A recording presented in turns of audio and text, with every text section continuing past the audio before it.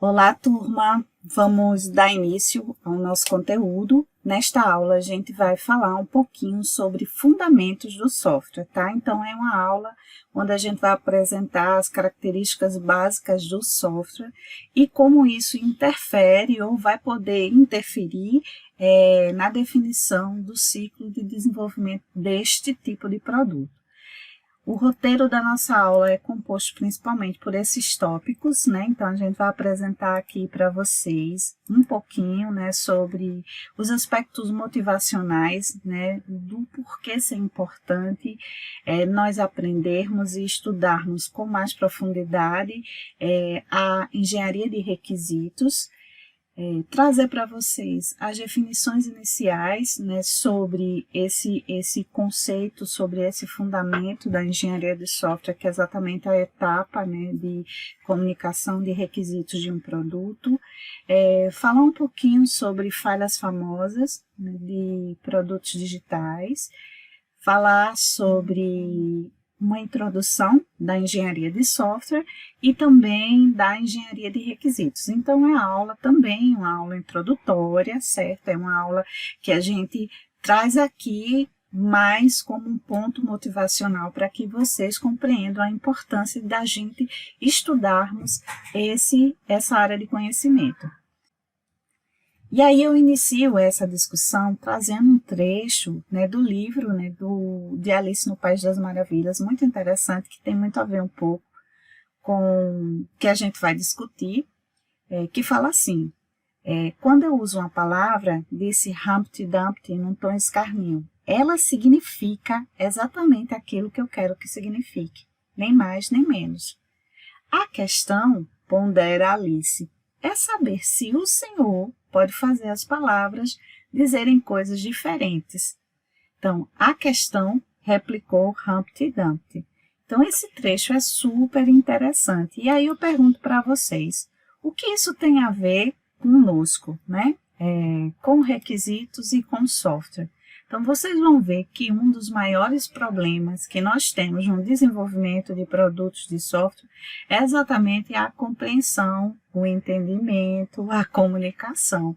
E tem muito a ver com esse trecho trazido no livro de Alice no País das Maravilhas. Muitas vezes a mesma palavra significa diversas coisas, dependendo do contexto. E a gente vai precisar ter essa sensibilidade nessa especificação para a gente conseguir identificar realmente o que é relevante e trazer essa relevância para o produto que a gente está desenvolvendo. E, de certa forma, essa é uma lição que a gente deveria estar levando para qualquer um dos contextos onde vocês poderiam estar trabalhando em desenvolvimento de produto, seja ele um produto de software, né, como também qualquer outro produto, certo? Então, vocês vão ver que nesse processo de comunicação entre pessoas, você precisa avaliar as palavras dependendo do contexto, né, e do sentimento do momento de onde elas estão sendo expressadas, certo? Se a gente for trazer aqui uma definição ampla de requisitos, e aí colocar aqui a definição, por exemplo, que traz, né, um dicionário, a gente poderia dizer o quê? Né, que um requisito é um quesito, né, uma condição básica e necessária para se obter alguma coisa ou para alcançar determinado propósito, né, cumprir os requisitos para o cargo pretendido, por exemplo. Então, essa é uma definição, né, do que vem a ser requisito de acordo com o dicionário. E aí, dentro desse contexto, nós poderíamos perguntar para vocês quais os requisitos de uma cadeira, né? E aí vocês poderiam citar diversos requisitos para fazer uma cadeira, né?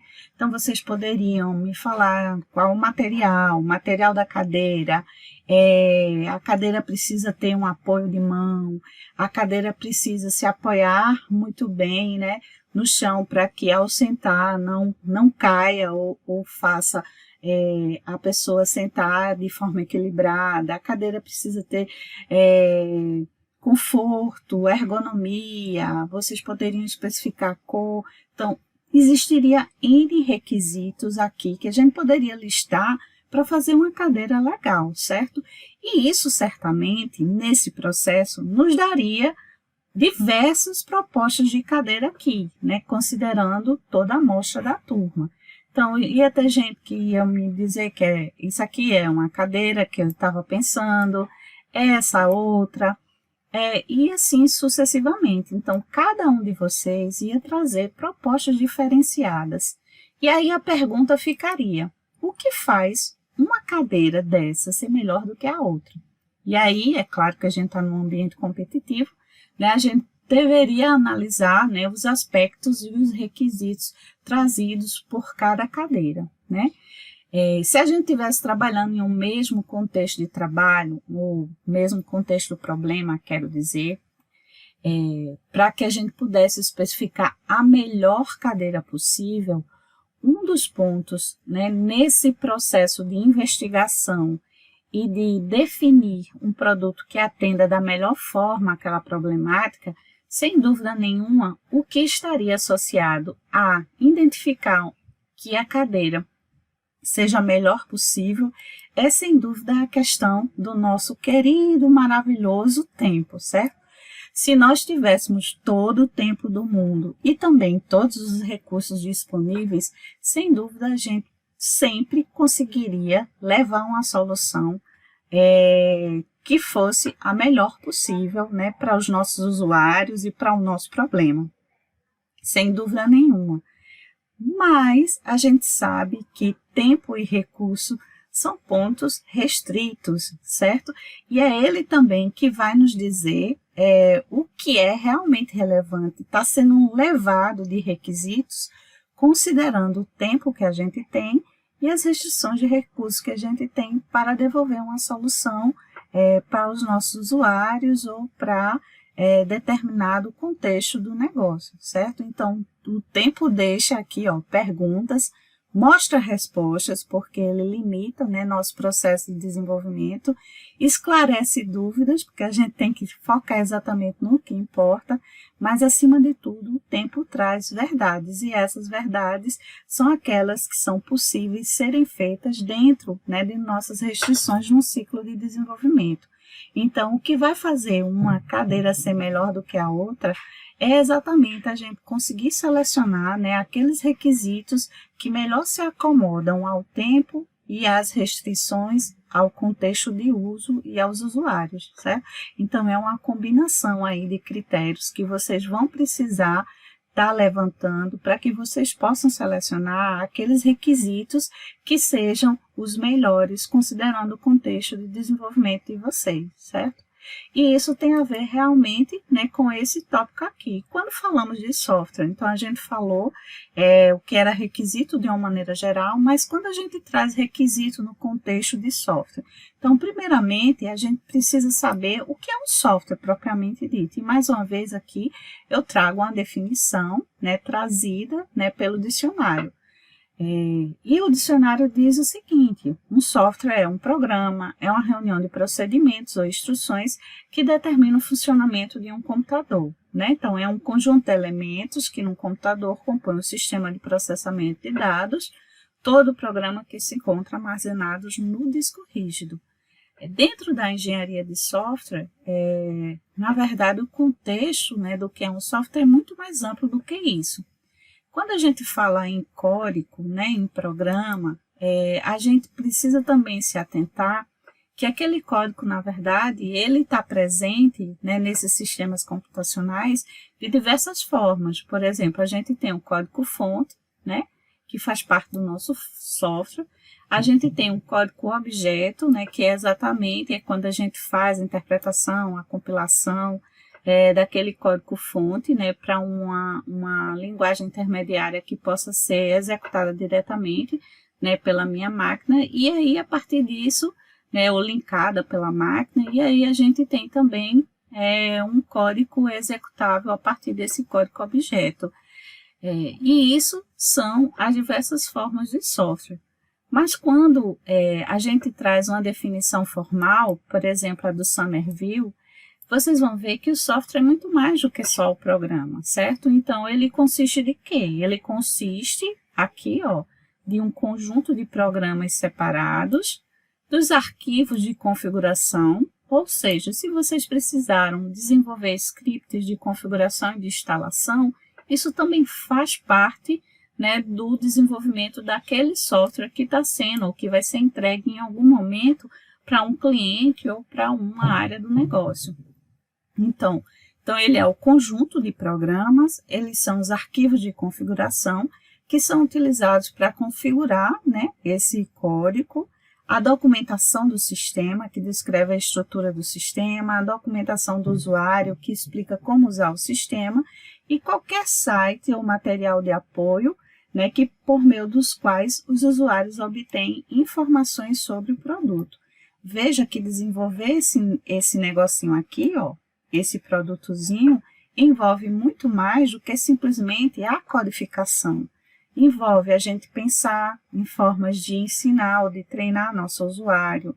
Envolve formas de você facilitar a documentação ou a manutenção desse sistema, né, ao longo do tempo, né, dentre outros aspectos que poderiam estar sendo envolvidos para esse desenvolvimento. O software em si, ele também tem algumas características que o diferenciam bastante de outros produtos. Por exemplo, né, o software ele é desenvolvido ou passa por um processo de engenharia. Ele não é fabricado no sentido clássico, né, de linhas de produtos, como acontece exatamente com produtos físicos, certo? Outra diferenciação, né, do software para um produto físico é que ele não se desgasta, certo? Ele não se desgasta. E o terceiro, que a maioria ainda, né, dos sistemas que a gente desenvolve hoje, ele é feito sob medida, né, em vez de ser montado a partir de componentes. Então, existe, é claro, né, uma área de desenvolvimento baseada em componentes, sem dúvida, né, que tenta compor esse produto a partir de componentes previamente estabelecidos, testados. Mesmo assim, você precisa fazer toda a adaptação desses componentes para que eles juntos possam atender a um problema, certo? Ou a uma problemática. Então, de certa forma, sempre é necessário fazer adaptações ou fazer ajustes para que aquele produto possa atender de uma forma mais precisa um determinado contexto de uso. Então, um exemplo que eu poderia falar sobre isso aqui para vocês, clássico, é o nosso SIGA-A, né? Então, o SIGA-A foi um sistema feito para a Universidade Federal do Rio Grande do Norte, certo? Há 14, 15 anos atrás aí. E a UFPB comprou, né, depois aí de uns 3, 4 anos deles terem desenvolvido lá para a UFRN, se comprou para que ele pudesse ser instalado e utilizado para a UFPB.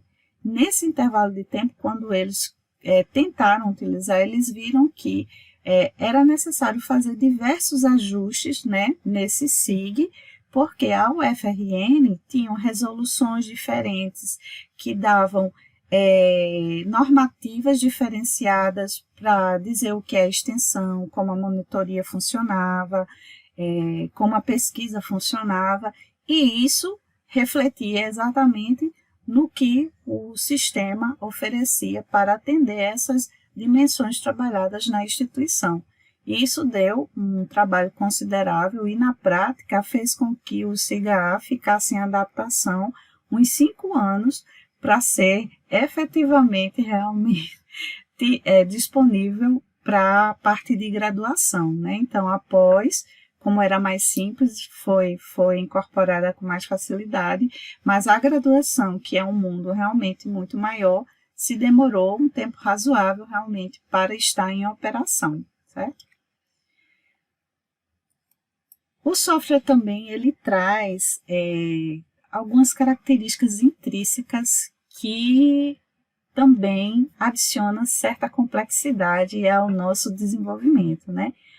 Então, é fato, por exemplo, que hoje o software está cada vez mais complexo, certo? Por quê? Porque ele está super multi-interdisciplinar.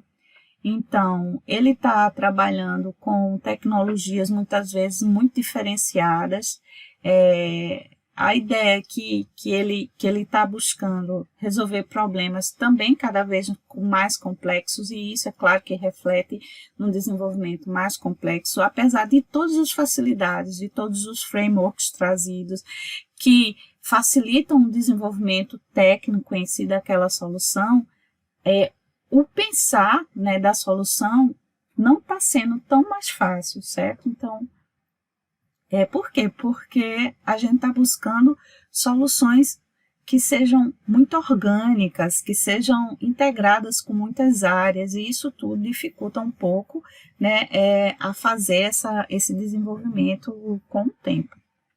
Outro ponto que afeta bastante quando a gente vai vender, por exemplo, um produto desse tipo, é saber que o software é invisível, né? Então, as pessoas não veem o software, as pessoas não conseguem entender a complexidade.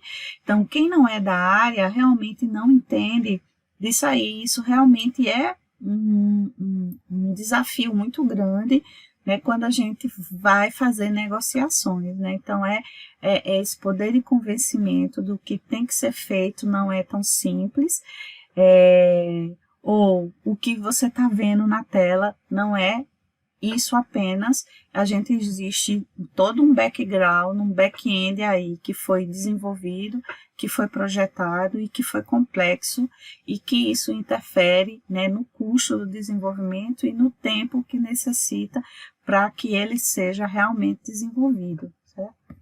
Então, outra característica é ele ser mutável, né, e isso aí, na verdade, está incorporado nos processos de desenvolvimento hoje, principalmente por essa frente ágil, né, que hoje é comum, né? Então, existe sempre essa pressão para se fazer mudanças em um software, e a gente precisa encarar isso com uma certa naturalidade e identificar ações e atividades que possam nos ajudar a fazer essas mudanças de uma forma controlável e avaliadas, né, para saber se elas podem ser feitas dentro daquele escopo, dentro daquela sprint ou dentro daquele espaço de tempo.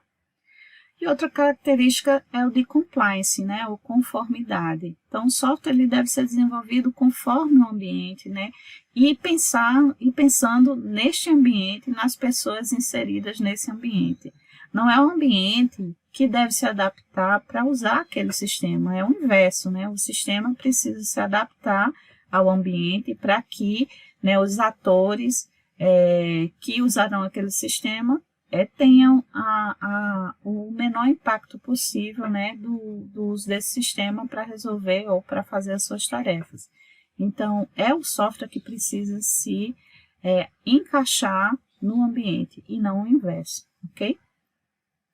Quando a gente fala também que o software não se desgasta, ele tem muito a ver a comparar os erros e os bugs, o desgaste que se tem do produto com o tempo, né? E aí, se a gente for comparar com um produto físico, por exemplo, um hardware, né? Então, a gente pode dizer assim, que o hardware ele se desgasta com o tempo, baseado em uma curva como essa, né? Que é chamada, inclusive, de curva da banheira. Então, inicialmente, a gente tem, no ciclo de desenvolvimento desse produto físico, o hardware, então, você encontra, né, um número alto, né, de falhas sendo encontradas, mas à medida que ele vai desenvolvendo, né, essas falhas vão sendo ajustadas e corrigidas, até que ele chega numa etapa onde se diz, pode ser lançado para sua produção e uso. E aí ele passa aqui, a ser utilizado, e depois, a partir desse uso, esse equipamento ele vai se desgastando, as engrenagens vão se desgastando. E aí ele passa a apresentar novamente um índice de falha, né, em função desse uso. Então, ele se desgasta com o uso. E como é no software? O software é um pouquinho diferente, certo? Por quê? Porque o software, você não tem engrenagens, você não tem componentes físicos. E o que é que nós temos então? E aí a curva do software, então a gente poderia considerar, né, de uma forma idealizada, né, já que ele não tem desgaste, que ele seria isso aqui, no início, existe uma quantidade de erros, né, enquanto a gente está desenvolvendo. À medida que a gente vai corrigindo esses erros, a gente não encontra mais nada, lança o produto, então já que ele não tem engrenagem para desgastar, então ele não ia apresentar nenhum erro, não tem nenhuma mudança. Isso seria a curva ideal do software, que realmente não acontece. E aí, o que é que acontece com o software? O que acontece com o software é exatamente essa daqui, ó, certo? Então, e aí a gente tem esses hips aqui, que significam o quê? Então, como o software é mutável, né, a gente tem uma pressão para fazer atualizações, inclusive correções de erros, mesmo após o lançamento. Quando a gente corrige um erro, adiciona um novo requisito, a gente acaba quebrando o sistema, né, em outros aspectos. E aí, o que é que acontece? A gente precisa corrigir ou validar novamente isso, até que se estabiliza, né? E aí, você fez uma nova atualização, e aí vai ficar causando sempre essas subidas, né, de novos bugs ou de novas atualizações. Então, isso é que acontece com o software. Então, o software não se desgasta, mas o que é que acontece com o software? O software, na verdade, ele se deteriora. Deteriora por quê? Porque aquele software acaba depois não conseguindo mais ser atualizados em função dos requisitos, e aí ele passa a ser obsoleto, né? Então, as pessoas não vão utilizar mais aquele sistema porque ele já não mais atende aquele contexto de negócio, né? Que foi sendo alterado com o tempo, e infelizmente o software não consegue acomodar esses novos requisitos, essas novas problemáticas associadas ao contexto ao qual ele foi produzido a atender, ok? Então, o software, ele tem essa diferenciação exatamente da nossa curva aqui, né, do hardware, certo? Então, outro ponto importante a gente conhecer é, assim, que o que vem a ser falha. Então, a gente já conheceu aqui o termo mais comum na nossa área, ver essa área como, ou esse termo como sendo bug, né? E aí eu trouxe até uma curiosidade, que o termo bug realmente representa inseto, né? E ele está associado a um erro, né, que foi encontrado em 45, né, pela Grace Hopper, que eu não sei se vocês já ouviram falar, certamente sim, porque a gente tem hoje os filmes que exatamente especificam muito claramente, né, o papel da Hopper para o desenvolvimento, para a área de computação. Então, existia um problema em um computador na época, né, que a Grace trabalhava. O computador era até muito antigo, o Mark II, e a Grace conseguiu encontrar exatamente o problema nesse computador. E esse problema era nada mais, nada menos que uma mariposa, certo, pessoal? Que foi atraída, né, pelas peças, né, que compunham esse computador, que era baseado em relés pela luz, e essa mariposa, ela ficou presa, e aí gerou realmente um comportamento inadequado, né, para aquele computador. E aí, a partir disso, a partir desse encontro, todos os erros e defeitos encontrados foram comumente chamados como bug, exatamente por essa questão, né? Então, foi um termo cunhado por Grace, né, de uma forma pejorativa, né, porque realmente ela encontrou uma mariposa aí que impedia o computador de funcionar corretamente, certo? E aí, nesse sentido, não sei se vocês já ouviram falar, então tem gente que fala de bug, certo? Que é erro. Mas aí a gente precisa saber que existe uma diferenciação entre falhas, defeitos e erros. Quem for atuar na área de qualidade vai verificar que essa diferenciação, certo, é extremamente importante. Porque falhas, defeitos e erros, elas são introduzidas, né, no processo de desenvolvimento do software, mas em etapas diferentes. E o custo delas são diferentes, certo? E por que são diferentes? E aí eu trago uma figurinha que ilustra muito bem, né, esse conceito, né, de falha, defeito e erro, certo?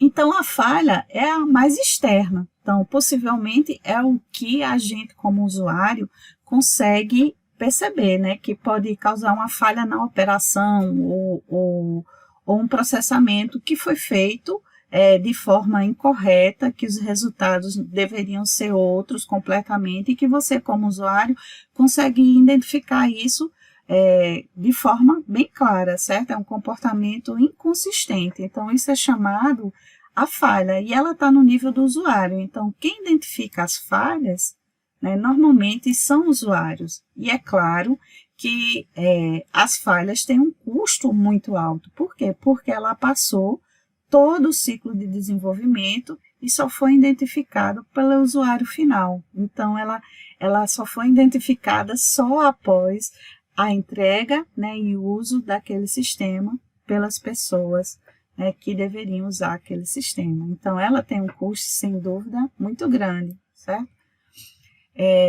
O defeito e o erro, eles estão bem correlacionados, certo? O erro, normalmente, é cometido por uma pessoa, certo? E ele é cometido por uma pessoa em que nível? No nível da especificação. Por exemplo, é quando você especifica um requisito de forma incorreta, né? Você compreende um problema de forma incorreta, e aí essa incompreensão, essa má compreensão, quero dizer, ela é refletida na descrição de um requisito incorreto. E esse requisito incorreto vai ser implementado por alguém, certo? E aí o erro não foi a implementação seguiu exatamente o que estava especificado, mas o que estava especificado não era o correto, né? Então, foi um erro durante a parte de modelagem. Então, o custo, né, de corrigir isso aqui também é outro. Beleza, gente? E o defeito é quando a gente tem uma instrução ou um comando incorreto. E aí sim entra muito a parte de codificação. Quando a gente utiliza,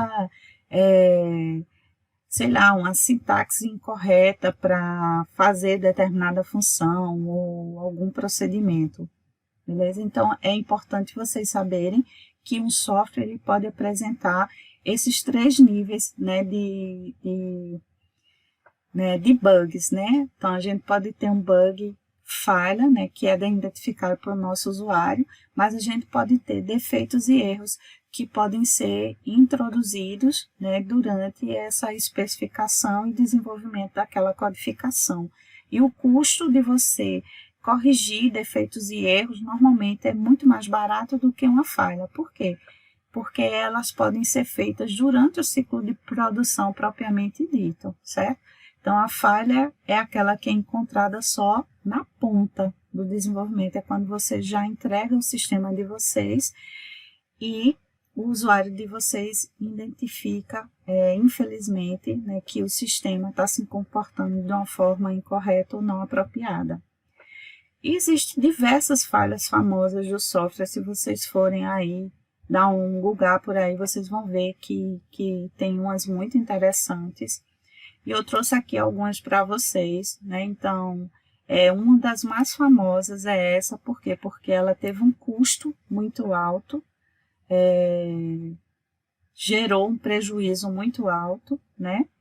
Em 4 de junho, né, de 96, a França lança, né, seu mais novo foguete, né, que é considerado o Ariane 5, né, e tudo parecia excelente, né, até que o foguete desviou das rotas, né, nos seus 40 primeiros segundos aí, e acionou toda a rotina de autodestruição, né, e produziu, né, um espetáculo lindo no céu, mas muito, muito caro, né, todo o esforço, né, em desenvolver e todos os recursos empregados nesse desenvolvimento foram em alguns segundos, né, para o ar.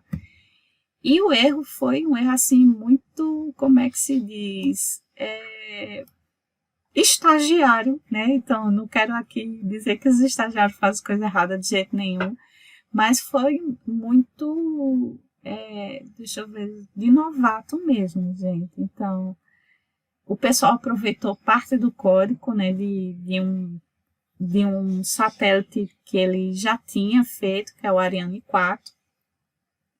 Só que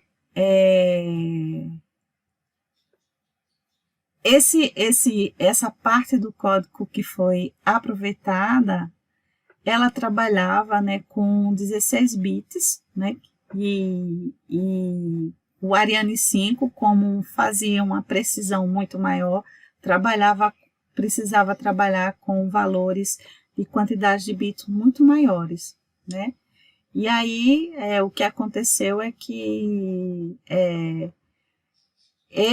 essas operações, esses valores, eles foram truncados, né, para compor em 16 bits, e isso gerou realmente uma operação inválida, né, nessas conversões, o que fez acionar o sistema de segurança e o foguete se autodestruiu aí nesse processo, né? Então, foi um erro muito básico, né, de conversão de tipos, de valores, que gerou um prejuízo bem grande, se não absurdo. Tem outros, muitos outros. Tem também do sistema de ambulância, né, de Londres, que foi em 92, né, então foi considerado que esse sistema aqui, ele causou diversas mortes de forma indireta, porque as pessoas deixaram de ser socorridas, e esse produto aqui teve problemas muito grandes em relação à parte de gerência de software, né? Os responsáveis contrataram uma empresa desconhecida, cujo valor cobrado era menor que os cobrados pela empresa de renome, que já vinha desenvolvendo o sistema. E aí, essa empresa nova colocou o sistema no ar sem devidos testes. E aí, ela ocasionou diversos atrasos e a inconsistência de endereço de cruzamento de informações, fazendo os sistemas ambulâncias saírem e irem para locais incorretos. E isso fez com que realmente ocasionasse essa falta de socorro durante um intervalo de tempo aí, ocasionando indiretamente impedindo que pessoas fossem socorridas a tempo, certo? Então, esse daqui é também muito crítico, certo? É uma falha da máquina de radioterapia que se chamava Terac 25. Então, esse erro é muito famoso porque ele ocasionou no mínimo 5 mortes por conta disso. Então, o que aconteceu aqui? O controle de segurança feito pelo hardware, né, dessas máquinas que controlavam a emissão de feixes, né, de elétron para fazer a radioterapia, foi removida, né, para ser feito por um componente de software. E aí o componente de software falhou, certo? Em momentos que não deveriam. E que momentos foi esse? É exatamente na emissão, né, desses índices de radiação para as pessoas que estavam ali, né, já cancerígenas, né, que é um procedimento exatamente na área de oncologia, que já estavam muito deficientes, né, muito deficitárias de saúde em si, acabaram se queimando, porque eles colocaram fatores que em alguns momentos chegava a ser 100 vezes maior do que aqueles programados pelos profissionais de saúde propriamente dito. E aí essas pessoas foram submetidas a uma radiação altíssima, né? E aí, no mínimo, morreram 5 pessoas. Só que ocasionou também que os enfermeiros e as pessoas que acompanhavam aquelas sessões, elas também acabaram acabaram sendo também prejudicados, né, com essa radiação, certo? Então, o grande problema depois na análise foi que o programador, na verdade, que desenvolveu essa parte do software, ele não tinha experiência de programação concorrente, e o que levou a ter esse problema, né, de inconsistência no cálculo, né, dos feixes que deveriam ser emitidos durante as sessões de radioterapia, certo? Então, isso aqui foi bastante crítico. E teve outro também, eu vou passar isso aqui para já não ficar muito longo. E aí, quem trouxer na próxima aula para discutir aqui com a turma alguma outra falha, né, ganha aí uma jujuba e a gente pode discutir. Então, fica aí como uma tarefinha para vocês trazerem na nossa aula de quarta-feira, né, uma exemplificação né, de falhas mais recentes, né, que eu tenho certeza não pode ser uma dessas que está aqui, tá, pessoal? Tem que ser uma falha nova, ok? E aí fica a pergunta, o que esses erros têm em comum, né? Quando eles foram introduzidos, eles poderiam ter sido evitados, sim ou não? O que é que faltou, né, nesse ciclo de desenvolvimento que ocasionou falhas tão drásticas como essa? E é mais ou menos relativo a essas causas, essas consequências danosas que durante algum tempo, possivelmente na década de 70, começou a se discutir se o desenvolvimento do software estava em crise ou não, né? Então o pessoal aí cunhou até o termo crise de software, que refere-se a um conjunto de problemas encontrados no desenvolvimento do software, e o pessoal começou a discutir se desenvolver software estava em crise, certo?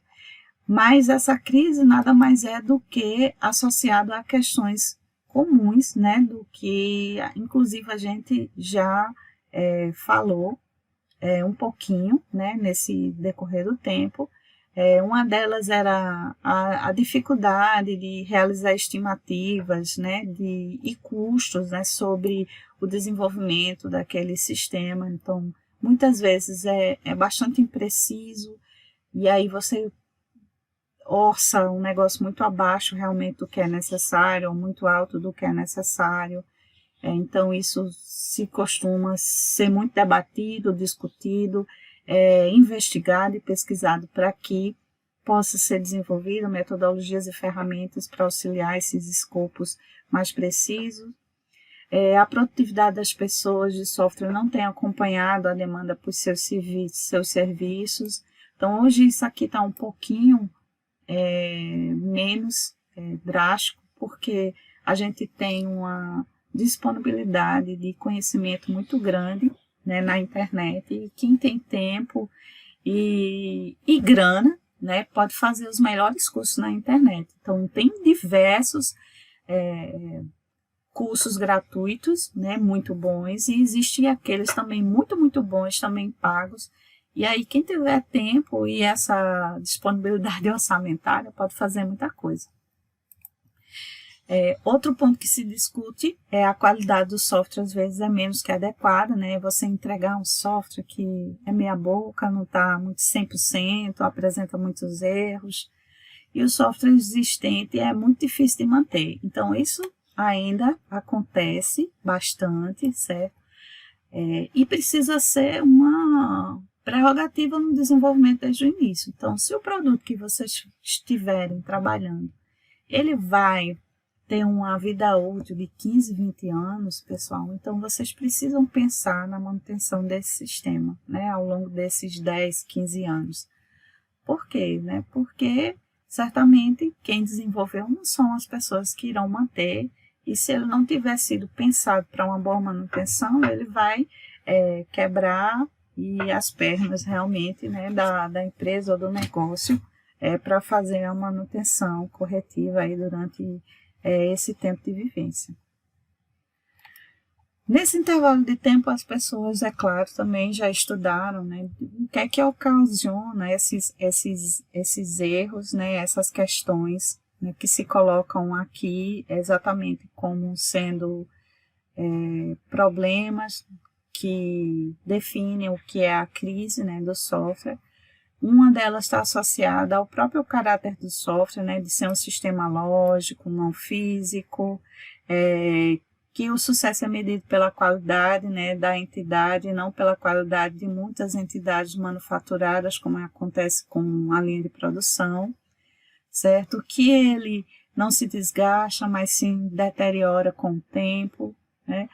Outra causa possível é a falha das pessoas responsáveis por esse desenvolvimento, né? Desde a parte da gestão propriamente dita, como também a parte, né, das pessoas até que irão utilizar esse sistema. Então, é uma cadeia de pessoas envolvidas nesse ciclo que precisa estar muito bem sincronizada para que esse produto possa ser feito da melhor forma possível.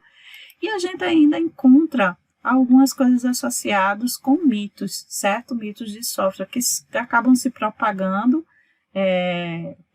por desinformação e confusão, e eles, inclusive, podem ser reunidos como mitos associados ao aspecto administrativo, ao cliente e ao profissional. E que mitos poderiam ser considerados aqui? Então, existem diversos, certo? Então, aqui, ó, tá alguns citados. Eu vou até colocar a lupa para vocês estarem aqui, ó. O estabelecimento de objetivos gerais é suficiente para se começar a escrever programas. É como se eu dissesse aqui para vocês, façam um sistema para agendamento de consulta. Pronto, estou dando um objetivo e aí vocês vão fazer o objetivo, aquele produto conforme o objetivo que eu coloquei aqui para vocês, mas vocês não vão me dizer, aliás, eu não disse mais nada para vocês. Vai ficar toda a carga aí da interpretação de vocês para desenvolver esse produto. E isso realmente é um engano, né? Muito grande da pessoa considerar que isso é o suficiente para desenvolver o produto. Outro aspecto aqui, mudança no software pode ser feita facilmente porque ele é flexível. Não, toda mudança, eu acho que ela precisa ser avaliada, né? Primeiro para saber qual a prioridade dela em relação ao que já está desenvolvido, qual a prioridade dela em relação ao valor agregado que ela pode dar ao usuário final, ao cliente. Então, vocês precisam avaliar e qual o impacto dessa mudança em relação ao que já tem, né? Para que vocês possam fazer essas mudanças de forma mais consciente e não simplesmente fazer porque foi solicitado, mas elas precisam ser conscientes para que vocês não tenham surpresa no tempo de incorporar e no impacto que ela vai ter no restante do produto que já está desenvolvido, certo?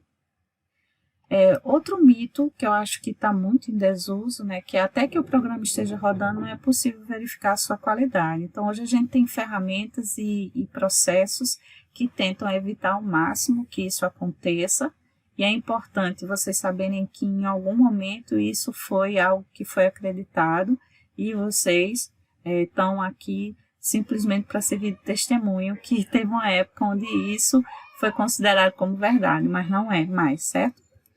Uma vez que o programa esteja escrito e funcionando, nosso trabalho está feito. Isso também é um erro muito comum, né? Principalmente em sair da parte da equipe de desenvolvimento, certo? As pessoas acham que é só desenvolver a codificação, eu terminei a minha parte e tá bom. Não, existe todo um conjunto de atividades de integração de todas essas partes, de teste, de auditoria, de validação, e aí o sistema de vocês está pronto quando passa por tudo isso, certo? E um projeto é bem sucedido se conseguirmos o programa funcionando corretamente. Também não é, porque às vezes o produto está funcionando corretamente, mas você passou do prazo, você fez um orçamento com um custo de 5 vezes o que tinha orçado, e isso é considerado falhas, certo? Isso é considerado realmente problemas. E foi pensando em reduzir essas coisas que surgiu a engenharia de software aí na década de 60 e 70, né? Essa discussão sobre crise, mito, é antiga, tanto até que acho que eu nem sei se o livro do Preston não fala ainda disso aí, mas ela foi que deu origem exatamente ao início da engenharia de software como uma área de conhecimento formal, certo? E aí eu trouxe uma definição antiga, que é do Bauer, né, de 1960, mas que ela é super ainda aplicável ao contexto que a gente tem, né, que ele diz o quê? Que é a criação e a utilização de sólidos princípios de engenharia a fim de obter um software de maneira econômica, que seja confiável e que trabalhe em máquinas reais. Então, essa é uma definição bem genérica, mas que eu acho bem pertinente. Ela não entra em detalhes do que é engenharia. Por quê? Porque essa engenharia muda com o tempo, né, para a gente identificar processos, ferramentas melhores para fazer esse tipo de produto. E ela diz que o objetivo é aplicar esses princípios de forma que o software seja mais econômico e confiável, que é exatamente o que se quer com a engenharia de software, levar a mais qualidade, certo? Existe também a definição de Somerville, né, que é uma definição já um pouquinho mais atrelada à produção, né, que é uma disciplina de engenharia relacionada com todos os aspectos de produção, né, de um software, desde os estágios iniciais da especificação de sistemas até a manutenção, depois que este entrar em operação. Então, também é uma definição genérica, né? Mas aí ela já traz alguma coisa mais específica do desenvolvimento de software, quando ele fala que está associado aos aspectos realmente de produção de um software. Tá? Nesse sentido, a engenharia, na verdade, ela trabalha, né, como uma arquitetura em camadas, certo? E a camada mais base dessa arquitetura, sem dúvida, é o processo de software, que ele é definido para que aquele software possa ter uma qualidade maior, ou seja confiável, seja econômico, né, e atenda às restrições, né, que foram previamente estabelecidas. Então, o processo dentro da engenharia de software, ele é chave, certo? E representa o conjunto de atividades, o conjunto de métodos, o conjunto de ferramentas e resultados associados que produz um produto de software no geral. Esse processo de software, ele normalmente utiliza um arcabouço, né, de genérico, né, de etapas ou de fases, né, que aí eu trouxe o retrato dele aqui, que aí tem uma etapa de definição, comunicação, uma etapa de desenvolvimento, uma etapa de verificação e uma etapa de manutenção. Normalmente são as etapas que se tem para desenvolver um produto de software, né? Então, a definição é toda a fase de análise, de planejamento do projeto, de levantamento de requisitos.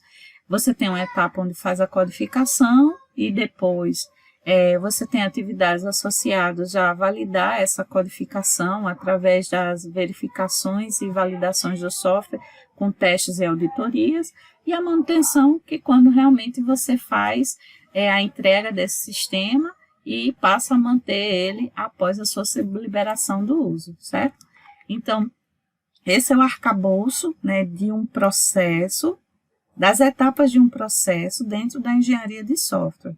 Então, um paradigma bem genérico. E aí os processos, eles normalmente refletem essas etapas, colocando suas atividades específicas, até renomeiam alguma dessas etapas de acordo com o processo deles, mas, de uma maneira geral, elas representam exatamente o que está aqui, né, nessa tabelinha, certo? Eles dão nomes diferentes, mas, de uma maneira geral, está associado a essas macroatividades aqui. Já considerando os métodos e as ferramentas dentro de um processo, a gente poderia dizer que os métodos, eles proporcionam os detalhes de como fazer para construir o software, por exemplo, um método específico para estimar o esforço, né, de um produto. Então, vocês vão utilizar COCOMO, vocês vão utilizar pontos de função, vocês vão utilizar pontos de caso de uso para estimar a partir daquele valor, o esforço e o custo demandado para desenvolver aquele sistema. Então, isso é um método específico e quem vai definir é o processo de vocês. Vou fazer pontos de história de usuário. Então, é um método, certo? É um método que o processo definiu, que as pessoas precisam seguir para conseguir estimar de forma correta o que vai ser desenvolvido em um determinado período de tempo, né, na equipe de vocês. Então, e também tem as ferramentas, que elas dão suporte à automatização desses métodos, né? Como hoje a gente também trabalha com muito aspecto voltado para a agilidade, é muito importante que vocês possam identificar ferramentas que possam auxiliar a aplicação desses métodos durante o ciclo de desenvolvimento. Então, tudo que a gente está falando aqui de engenharia, né, de processos paradigmas, é importante, e todo esse ciclo, ele começa com o quê? Ele começa em a gente compreender a necessidade de negócio ou o problema que a gente vai trabalhar. Então, todo projeto de software é iniciado por uma necessidade do negócio, certo? A necessidade de corrigir um defeito em uma aplicação existente, a necessidade de adaptar um sistema legado para mudar o ambiente de negócio, a necessidade de estender as funções e características de uma aplicação existente, ou a necessidade de criar um novo produto. né? E é aí onde nós nos inserimos nessa disciplina, né? A gente está nesse início, nessa compreensão, né, desse problema, nessa compreensão dessa necessidade, para, a partir disso, conseguir fazer nossa especificação de forma correta. E é nessa etapa que entra a nossa querida engenharia de requisitos, né, que ela vem para assegurar que uma solução de software resolve um problema particular, né, devemos entender e definir que problema necessita ser resolvido. Então, a gente precisa fazer atividades para descobrir, para entender, para formular e analisar qual, porquê e quem, certo? E isso é o que a engenharia de requisitos faz, certo? Muitos dos erros que hoje nós temos, né, no software ou em um projeto é adicionado exatamente nessa etapa.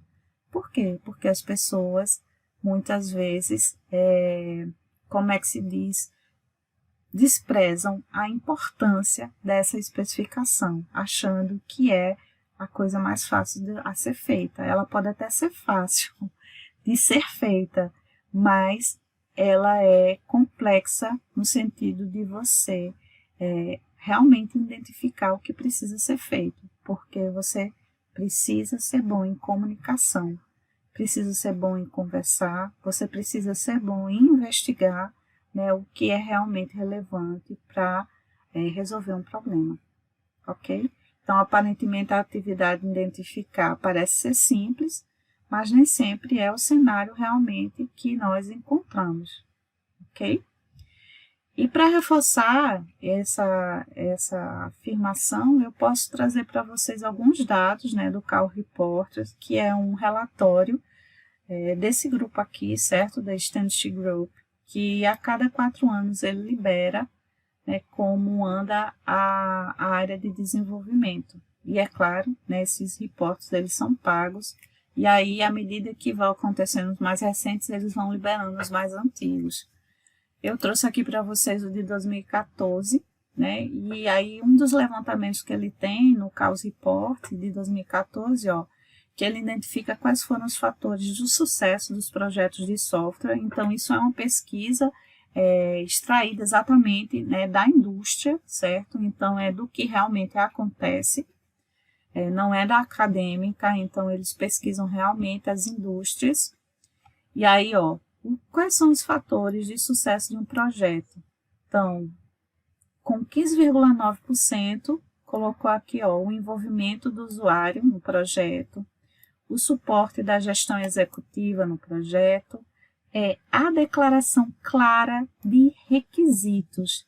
Então, se a gente fosse ver esses 3 aqui, todos eles, de certa forma, pelo menos, ó, o primeiro tem a ver com a parte de comunicação e o terceiro tem a ver também com a parte de comunicação do projeto e está associado diretamente com essa partezinha aqui dos requisitos, certo?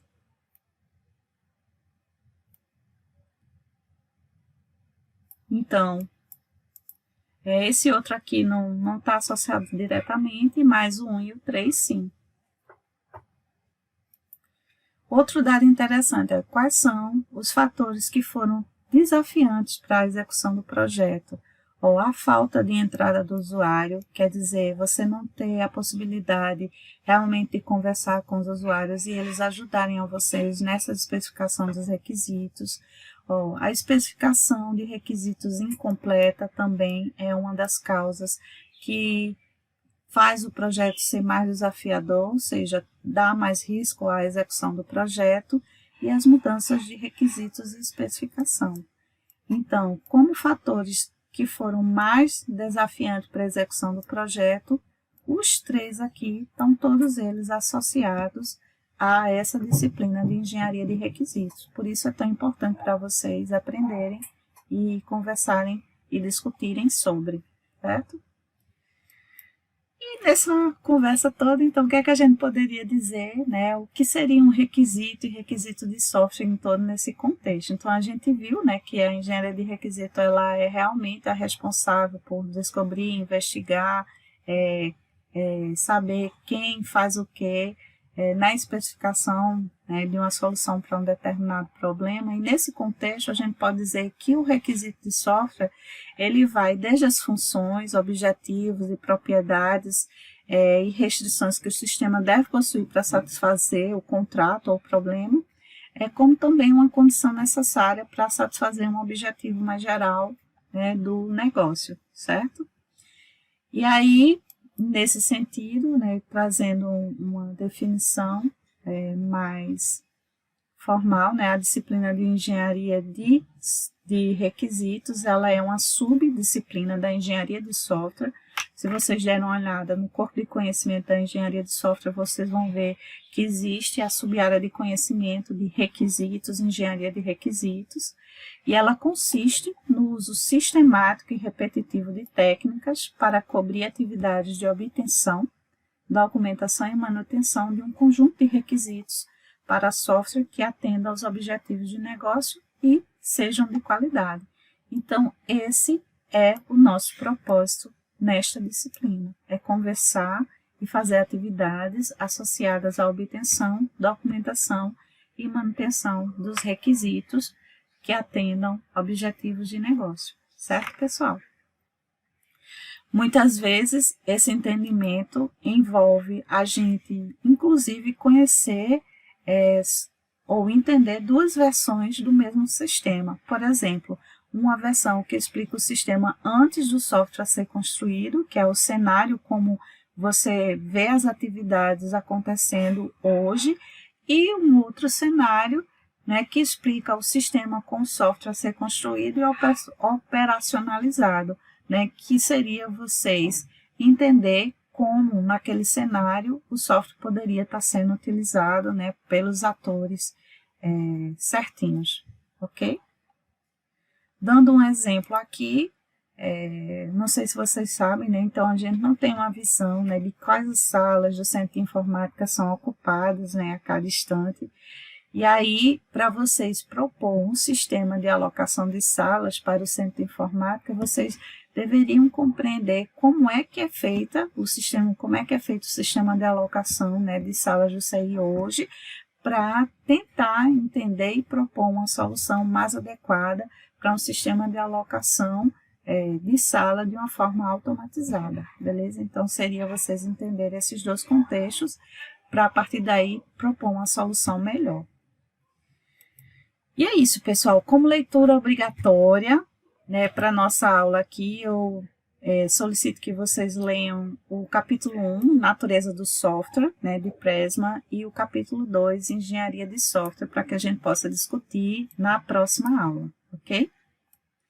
E é isso. A próxima aula de conteúdo, a gente vai ver modelos de processo, e essa aula de conteúdo seria a aula da próxima segunda-feira, mas a aula de quarta a gente vai discutir sobre o que a gente viu aqui em termos de conteúdo. Então, eu aguardo vocês, né? Espero que tenha ficado claro, né? Se não tiver ficado claro, por favor, que anotem suas dúvidas para que elas possam ser sanadas, né, na nossa próxima aula. Até mais!